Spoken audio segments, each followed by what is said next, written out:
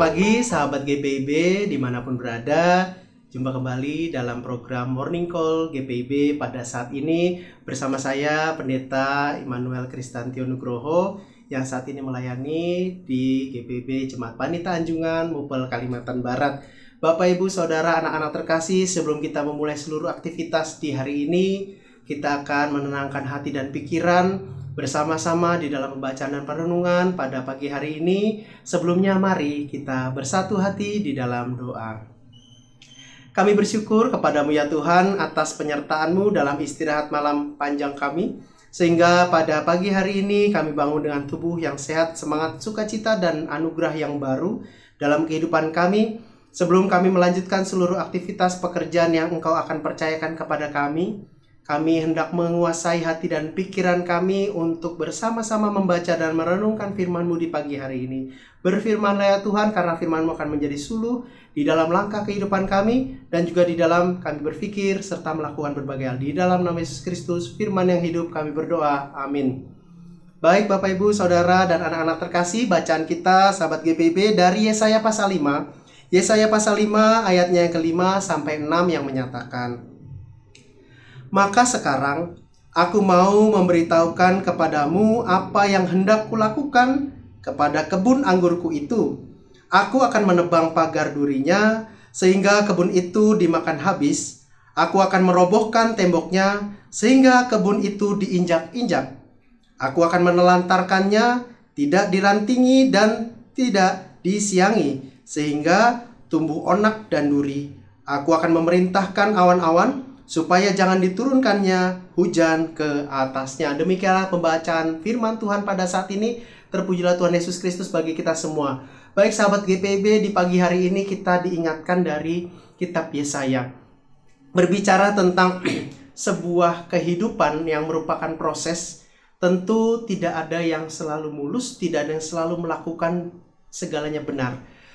Tentu setiap orang pernah melakukan kesalahan, setiap orang juga melakukan ketidaksempurnaan dan berbagai hal. Tapi dari pembacaan pada saat ini rupanya bagi setiap orang yang sudah dibentuk oleh Tuhan Allah, yang sudah dipilih oleh Tuhan Allah, namun dia tahu mana yang benar dan salah tetapi tidak melakukan yang benar, disinilah sebuah hukuman itu akan terjadi. Ketika ada kekecewaan yang dialami oleh Tuhan Allah yang berdampak pada bangsa Israel, yaitu pembuangan dan penderitaan, inilah dia menyebabkan kehidupan umat itu menjadi tidak baik-baik saja. Bapak Ibu, tadi yang pertama saya awali adalah setiap kita itu berproses. Tentu bicara proses tidak ada yang langsung sempurna atau langsung baik adanya. Tetapi ketika proses itu sudah dilakukan dan kita sudah mengetahui yang baik, benar, dan tidak dilakukan, maka ada orang yang akan marah ataupun kecewa terhadap kita. Tuhan Allah pada saat ini pembacaan kita bahwa kekecewaan ini akan menimbulkan sebuah, baik itu sakit hati, sebuah kalau dalam konteks bacaan kita itu hukuman. Baiklah kita Bapak Ibu, mungkin ada di antara kita semua hubungan antara suami dan istri, hubungan antara orang tua dan anak, keluarga besar, ataupun di lingkungan pekerjaan, ada yang meninggalkan kekecewaan atau kemarahan. Saya tidak tahu penyebabnya apa, tetapi mari kita berpikir dan juga mari kita menata diri dulu. Seandainya kita yang pernah disakiti atau dikecewakan oleh orang lain, apa yang harus kita lakukan? Oh, mengampuni. Apakah semudah itu Bapak Ibu? Tentu bicara mengampuni, ini adalah hal yang sangat berat dan memerlukan proses. Kalau dalam pembacaan kita sangat jelas bahwa ibarat kebun anggur, seandainya kebun anggur ini buahnya masam atau buahnya itu tidak baik hasilnya seperti di ayat yang keempat, maka yang terjadi seperti di ayat 5 dan 6, yaitu kebun itu tidak akan ada lagi pagarnya yang melindungi, dan dibiarkanlah kebun itu diinjak-injak orang. Dengan kata lain, biarkanlah penderitaan itu terjadi. Tentunya dalam kehidupan kita, seandainya kita tadi yang disakiti ataupun dikecewakan, baiklah kita menata dan juga berpikir bukan hanya ke orang itu saja, berpikir mungkin juga saya ada hal yang harus diubah, saya ada hal yang harus diperbaiki dan seterusnya. Bagaimana bagi kita yang ternyata kita yang menyebabkan orang lain menjadi kecewa ataupun marah? Jadi kitalah sumbernya. Bagi kita yang sudah menyadari itu, meminta maaflah kepada orang tersebut, meminta juga kepada Tuhan, karena dengan permintaan maaf terkadang tidak bisa langsung diterima dengan baik, tetapi dengan meminta kepada Tuhan hikmat, maka ketika kembali lagi berkawan, berteman, ataupun berkomunikasi dengan orang yang pernah dikecewakan, itu akan kembali lagi pulih ataupun membaik. Apalagi kita bisa dapatkan dari pembacaan dan perenungan kita pada saat ini, Tuhan itu sangat sayang kepada setiap umatnya. Memang bacaan kita ini sebuah hukuman yang akan terjadi, tapi mari kita lihat secara lengkap bahwa di dalam Alkitab, walaupun ada hukuman, ini bagian daripada cara Tuhan untuk memperlengkapi umatnya. Umatnya salah, maka harus ada dihukum. Itu maksudnya adalah supaya memperbaiki. Sebab cara Tuhan Allah memperbaiki hidup ataupun kualitas beriman sebuah umat itu dengan berbagai cara. Salah satunya adalah seperti yang kita baca dan renungkan, bagaimana ada sebuah hukuman yang cukup keras dan tegas.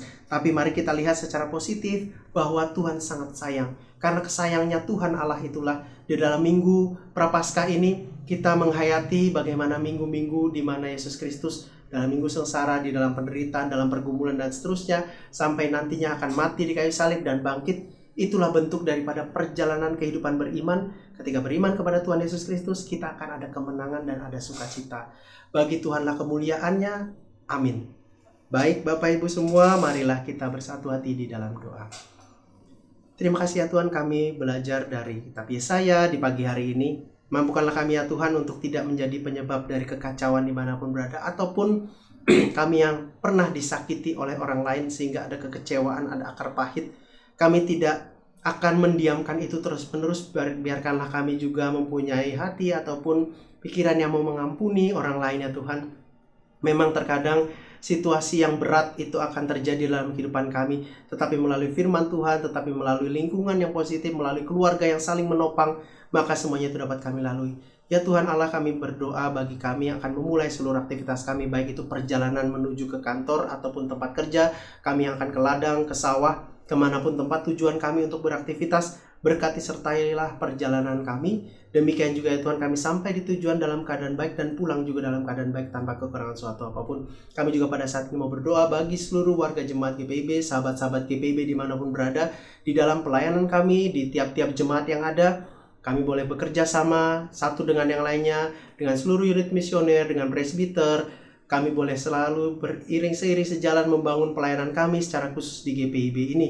Kami juga mau berdoa ya Tuhan bagi fungsionaris pelaksana harian majelis jemaat yang bagi beberapa jemaat sudah dilaksanakan pemilihan. Siapapun yang menjadi ketua, sekretaris, bendahara di setiap jemaat ya Tuhan sebagai pelaksana harian majelis jemaat, perlengkapilah kami semua dengan kemampuan, dengan hikmat, tugas tanggung jawab apapun yang dipercayakan kepada kami dapat menyelesaikannya sampai masa tugas kami selesai 2,5 tahun ke depan. Tentu akan banyak pergumulan dan banyak sukacita. Biarlah ya Tuhan ketika kasih dan penyertaan-Mu bersama dengan pelayanan kami, maka semuanya akan kami kembangkan di baik itu jemaat induk maupun juga bersama dengan pos-pos pelkes yang Engkau percayakan untuk kami layani bersama. Kami juga mau berdoa ya Tuhan bagi majelis sinode, kami juga mau berdoa ya Tuhan bagi seluruh pengurus pelkat dimanapun berada dan berbagai rencana untuk program kerja dan anggaran di tahun 2025-2026. Perlengkapilah kami yang dipercaya untuk menggumuli setiap PK yang ada, karena kami tahu bahwa program kerja dan anggaran bukan hanya sekedar program, tetapi dari sana kehidupan persekutuan kami, kehidupan beriman kami, dan banyak hal itu dapat dilatih, dapat dibentuk dan diperlengkapi. Biarlah Tuhan melalui program kerja anggaran tahun ini semua hal dapat berjalan dengan baik dan juga dapat membina kehidupan kami secara persekutuan dan juga kehidupan beriman kami di dalam Yesus Kristus. Inilah doa dan permohonan kami di dalam nama Yesus Kristus, Sang Pemilik kehidupan, kami berdoa. Amin. Demikianlah Morning Call pada saat ini. Selamat beraktivitas. Tuhan Yesus memberkati dan menyertai kita.